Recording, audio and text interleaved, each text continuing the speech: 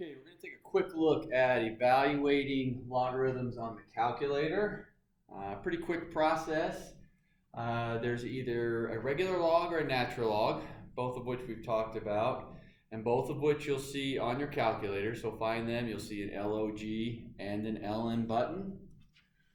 And so if I wanted to evaluate log of 3, so on my calculator, log 3. Sometimes when you type log on some of the model calculators, it will open a parenthesis.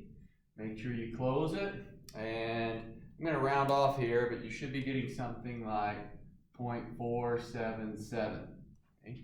So remember from what we talked about before, this is an understood base 10, and that's why generally on most calculators you'll see that 10 to the x sitting under it. A couple more of these. Let's go log of 30. A little bit bigger number there. And I've got 1.477. We can even do, say, log of, we'll go 17. Again, just picking a couple different numbers. Make sure you're able to come up with those values. Again, I'm just rounding off. As I see as I'm going through it. Now just to kind of review, when we talked about changing forms, what's happening here, what your calculator is doing, remember the base is 10, okay? So if the base is 10, it's trying to find out where 17 equals 10 to what number? 10 to what power would give me 17? Well, in this case, it's going to be that 1.23. Now, when you type in 10 to the 1.23, you're not going to get exactly 17. You'll get something really close to 17, but that's only because we rounded this number. If we wrote out all the decimal places and then did it, I would get exactly 17. But, you know, I should get approximately 17. Let's see what I do get here. Let's go 10 to the power. And I get 16.98. So if I had taken this out more decimal places, I would get that 17. You're getting the idea. This is where that transition came from logarithmic form to exponential form.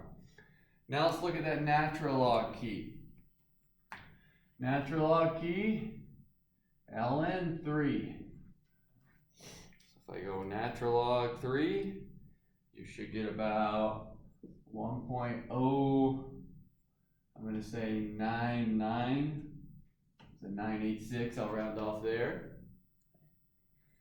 And let's try natural log of 12. Get a different value up there. And then get about 2.485, again rounded off. Okay, so natural log button, pretty similar use as the regular log button.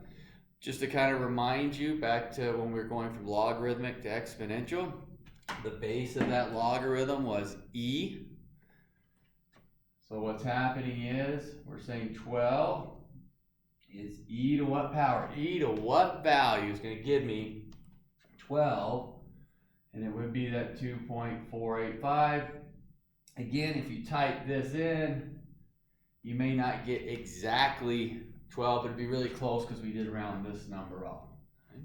So your calculators are pre-programmed with a base 10 and a base e. So anytime you hit the logarithm log, it's using a base 10. Anytime you hit the natural log, it's using a base e, all pre-programmed in there. Okay? So we need to take a look at what do we do if the base is not 10 or e. So in other words, if I wanted to evaluate, say, the log of 8 with a base of 2. Now we've kind of worked this one out without a calculator before. It's going to be a 3 because 2 to the power of 3 will give me 8. Well, let's kind of take a look at it with the calculator because not all of them are going to give us those nice numbers for an answer. We have what we call a change base formula. Now a lot of calculators, most of them through the years, don't allow you to change that base from 10 or e. And the reason is because you can operate the change base formula to input it in your calculator. So even though programming and memory space is pretty easy to do now. Typically they still don't put them as a option in the calculator. So here's our change base formula. If I had the log of A with a base of B, some value A, some value B, not 10. I can change this to the log of A over the log of B. So notice I've changed from a base B to now a not written base, which means it's base 10. Now a change base formula will actually allow you to change it to any base you want. So for example, I could put 7s there and do a base 7 on those, but it would be a waste of my time because my calculator can't do a base 7.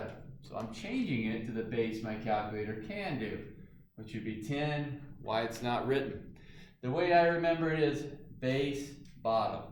The base one's always on the bottom. So if I rewrote this log 8 one, and did log 8 divided by log 2, and then put that in my calculator, it would give me a 3. Now again, make sure a lot of your calculators are going to open the parenthesis after you type log. Make sure you close it behind the 8. In other words, it may look like this. Close it behind the 8 before hitting the division symbol if yours is using the parentheses, and a lot of them will. Okay?